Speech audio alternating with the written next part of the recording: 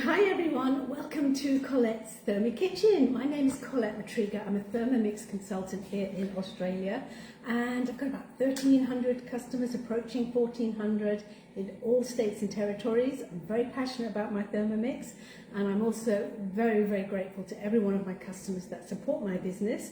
And we have a lot of fun together, cooking each week, learning what this amazing appliance can do for us and how it can change our lives. Now, if you want to get one of these in your kitchen, I would love to look after you.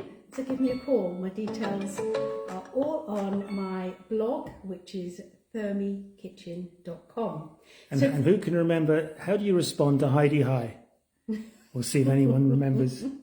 Okie doke. So today what we're doing is we are going to be just looking at poached eggs. Another staple. We've had a look at, what have we done, Andrew? We did Butter, and we did yogurt, and we did, and tonight we're looking at poached eggs. yogurt. So the Thermomix is absolutely fabulous for just dealing with our poached eggs. And I'm not referring to steamed eggs that you do in the Varoma in little containers. This is the traditional poached eggs that are done in water that you get cafe style, and we absolutely love them. I love them. Yeah, and if you haven't tried the hollandaise sauce on Cookie Dough, you want to try that because You definitely do. it is amazing. I love it.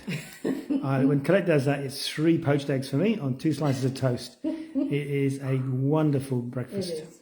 All right, so let's have a little look at what I've done just for preparation. So I'm doing this in the TM7, but I'll talk you through TM6, how you do that, TM5, how you do that as well. So again, you know, if you cook traditionally, you do exactly the same in your Thermomix. And what we need to do for that first step is bring the water up to the boil. Now, at the moment it's at 90 degrees. So I basically, if I just go back home, I went into the modes on the TM7, and you do the same on the 6. And I have gone into the kettle mode, and I have just set that at 100 degrees boiling, and I'm just bringing that up to the boil. Now, also at the same time, what I've got here is an egg. Of course, it's an egg. And what I always like to do, because I do like my eggs to be in a nice little package. Is that room temperature egg? No, cold eggs from the fridge. So remember, cold eggs for poaching, warm eggs for baking. Not warm, but room temperature eggs for baking. So cold for poaching, and fresh is best. The fresher the eggs, the nicer it's going to be. And basically what I have done, because I want my eggs in that nice little package without all those little wispy white bits, and the water should be nice and clean, what I always recommend you do is you just break your eggs into a sieve, and you'll be amazed. This here is just water that's come off the egg. And if you crack an egg on a plate, you've basically got 3 areas. You've got the little yellow bit in the middle, and then you've got the jelly-like stuff around that, and then you've got the watery stuff that just spreads out. That watery stuff is the bit that gives you all those little feathery little white bits that make your eggs not look so attractive. So that's what I've done. Now, the other thing I like to use when I'm poaching eggs, you can put the blade cover in here if you have that, and you can use that blade cover to poach your eggs, but I like to do it in the simmering basket. And yes, I have a simmering basket with no lid. I use this for all sorts. I use this as a sieve. You saw me the other night with butter, etc. I like to use this, and you can buy these with the lid on in the mix shop, and you can just rip it off if you want to. So 100 degrees. Now what I'm going to do is I'm going to, on the TM7, take the lid off, and I'll talk you through the TM6 version in a minute. And I'm going to pop into here my little basket. And if you could just, can you have a look at the water inside? It might steam up a little bit. But can you see, I've just got a couple of inches, I'm not sure what that is in centimetres, I'm no good at centimetres, of water. In other words, you want to have enough water to comfortably cover your egg.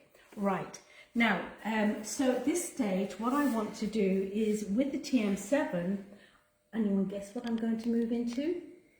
Open cooking, yay! So open cooking mode in the TM7. And again, I want to bring it up to 100. It's already dropping down to 98, so I'm just going to carry on and do that. Now, into that water we need to add vinegar. Vinegar helps to basically set the egg whites. So I've got a good dash here, maybe about 40-50 mils. That's just going into that water, and that's an important step. Now, with the water, you don't want it bubbling away. You want it obviously to come to the boil, and then what we're going to do is we're going to continue to cook that in here. So I'm just using open, but I don't want the bubbles, because the bubbles are just going to, you know, make the environment a bit uncomfortable for our eggs. So at the moment, this is great. This is now at 98 degrees, which is fine. It's just hit 100. How did the bubbles go again? Yeah, just like that. So I've got my egg, and I'm just literally going to, do you want to maybe come over, Andy? Again, the steam.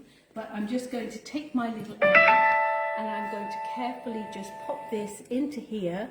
And when I do that, I'm going to get any of the white bits and just type of move them over that particular egg. So can you see it already? It's a nice little bundle, and that's what I like. Had I had the water in there, I would have had all those little feathery wavy bits going everywhere. So I'm now going to change the temperature to 3 minutes. Okay, so let's get back down to here. So 3 minutes. Normally I'd go for about 3.5 minutes, and I just let it kind of maybe go a little bit longer, because we don't have half minutes. But you might prefer your eggs at 4 minutes, so whatever you like. So I'm just going to leave that there, just doing its thing.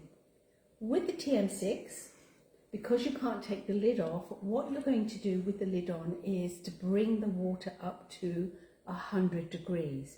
You're going to have your eggs ready to go in.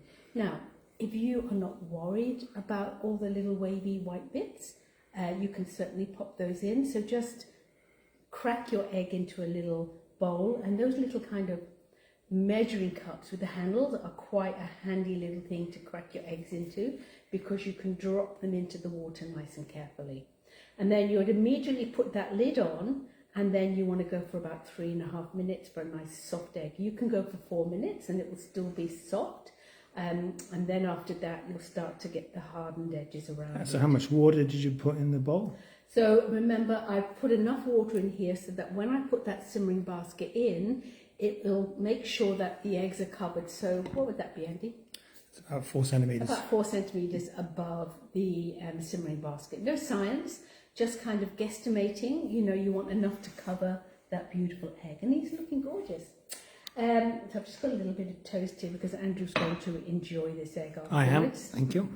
What's that green stuff on my toast? It's a bit of spinach. You like spinach? Okay, that's fine. I like to scoop mine out with this little contraption. It's known as the spider. You'll get these in lots of kitchen shops. And it's just nice and easy to get in and to grab it out. So that's looking lovely. So we've only been going for a little while. You can do, I've actually done 6 eggs in here at a time. Now they get nice and cozy together, but the secret is when you're dropping them in the water, just to make sure you cover the yolk with the rest of the white, and that way, you know, you just give it a couple of seconds before dropping in the next, and that way they're going to have their own little space and be quite happy. I've got to ask, my peripheral vision has been focused on what's over there. What? These look like macarons. Macaron day today. Oh, they are actually very pleased. Come on, show us. Yeah, so, yeah, they can come off. Yeah, so, I mean, look at the little feet on them. They're just beautiful. So, I've got a lovely Calibut chocolate ganache that's cooked there. And I'm going to pipe these into those later. I mean, is anyone surprised that I can't lose weight in this house? That's right. Blame me. Blame me.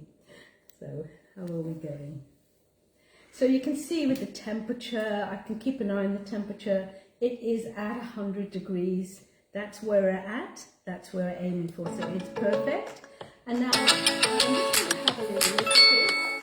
But I'm going to probably go for about 30 seconds more. That's what I normally do, yeah. So I'm going to go for about 30 seconds more until that is just the way that I like it. So tell me in the post if you like making poached eggs, if you've made them before. It is so easy in the Thermomix because you can just leave it, you know, you can go off and do whatever it is that you want. In fact, you could probably set it at 4 minutes and it would be absolutely fine, depending on how your eggs like. But once you've cooked them to perfection, you'll know the timing for that. Thank you. I love that with the TM7. You know, I'm working in my study, and it will send me that noise on my phone to tell me that my Thermi needs me for whatever the next step is.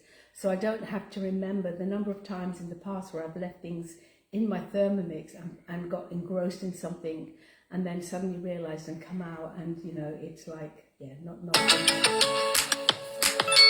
you've done. It won't ring anymore. Okie dokie. So Yes, 30 seconds are up. 30 seconds are up. Okay, let's take this little egg out and chatting too much here. So just gently picking that up. These were small eggs, by the way.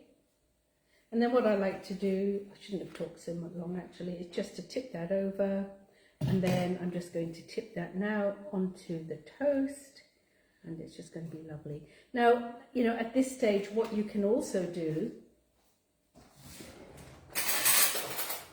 is you can just cook these for the 3 minutes and then pop them into frozen water. And let me just get you some salt, Andrew. Need salt. Put them into frozen water and then you can actually store them in the fridge overnight. I like the Oh, you like that horrible stuff? Yeah, well, it's smaller. I don't like chunky salt. There we go. What do you got to do to please him, eh? That's better. Oh, okay. So I'm just cracking into that. Can you see how beautifully that egg is? Look at that. I mean, who would have thought you needed a lesson how to make poached eggs? But trust me, when I eat this, this is going to be absolutely gorgeous. So there you go, my dear. That's your poached eggs for trial. This is my entree for dinner tonight. Who doesn't love a poached egg? So just to recap. Okay, so. Okay, no, I can't do that. He's very happy. So just to recap, you bring enough water that will cover your egg. So if you want to use a blade cover, you can. I just like it raised in the simmering basket because it's easier for me to get out. Are you enjoying that, Annie? Joining us. No, you have it. So bring that to the boil, 100 degrees. You can, if you want to be really super speedy, just boil the kettle, boil it in, but it doesn't take long to boil the kettle at 100 degrees. And how many eggs can you put in there at once? Up to 6 eggs. And once it comes to 100 degrees, don't put your eggs in. You didn't eat all your spinach, Andrew. Don't put your eggs in unless it's at 100 degrees. You want it to be at 100 degrees. And then remember the little tip about draining the excess water out of your eggs. So you're just left with a beautiful little package. And then you're going to carefully drop that in. And then you want to continue cooking that for 3.5 to 4 minutes for that perfect soft yolk. And remember, we always start with cold eggs, but we want them as fresh as possible. That was brilliant. Absolutely brilliant. Can't go wrong with I could have 3 of those. well, you're going to have dinner in a minute. So. I am, okay. All right, so any other questions there? Do you think you guys can do it? Pop in the comments if you're going to have a go. Breakfast tomorrow, little muffin, bit of spinach, get your poached eggs and hollandaise sauce. So if I'm doing it for our Sunday breakfast, poached eggs, hollandaise sauce, I start off by making the hollandaise sauce, and that only takes 15 minutes, and then I pour that into one of those little thermo jugs, which I love. They're from the mix shop, and it will keep that nice and warm until I'm ready for it. And then I'll carry on and poach my eggs, and then I bring the little jug out. Andrew just pours it all over in a bit like gravy. But it's a beautiful hollandaise sauce, really, really good. Your basket hasn't got a lid on. Does it just come off and pop back on again? No. So at the beginning I was explaining, so the lid is on there for safety. So when you're cooking, following cookie dough recipes, you really want to be following that. But there are so many occasions where I don't want the lid on. So you can buy those extra baskets in the mix shop. They're not overly expensive. And I've literally just taken that lid off. I've just broken it off. I use it for draining, for just all sorts of things. And obviously for poached eggs as well. So, cool. So lots of people are saying they're going to make poached eggs tomorrow or this weekend. I love that. Especially for their husbands. That's way to his heart, through his stomach. Isn't the things we do for our husbands, eh? I'm really happy, and thank you so much for everyone's messages about the yogurt and the butter. And I was speaking to someone yesterday, and they were saying they made butter once and totally gave up on it. And what they realised is they weren't type of draining out that water enough. It was just really kind of slushy. So I'm glad that these are useful. So just remember what happens with these lives is, unfortunately now Facebook delete them after a month. But what I do is I take the live and I pop it up on my YouTube channel, Colette's Thermy Kitchen, and I will also make sure there's a reference to any recipe. I put that in the description underneath that. And your hollandaise sauce recipe? Well, actually, there is a great one on Cookie Dough. Just follow the Cookie Dough recipe. It's brilliant, absolutely brilliant. I think you'll love it. If you haven't made it, please give it a go, because hollandaise sauce is typically like such a difficult thing to make because it often splits. With your Thermomix, with that beautiful thicken mode, which is what it engages, it is so delicious and foolproof. So, and you can halve the recipe quite comfortably. So that's me for today. Thank you so much. I'm going off to make our dinner tonight, and I look forward to seeing you next time. I will go through later on and look at all the questions and answer those. And remember, my name's Colette Matriga. To find out the latest offers on our Thermomix and our recruitment initiatives, please head to my blog, thermykitchen.com. Thank you so much, everyone. I'll see you again soon. Say goodbye, Andrew. Goodbye, Andrew.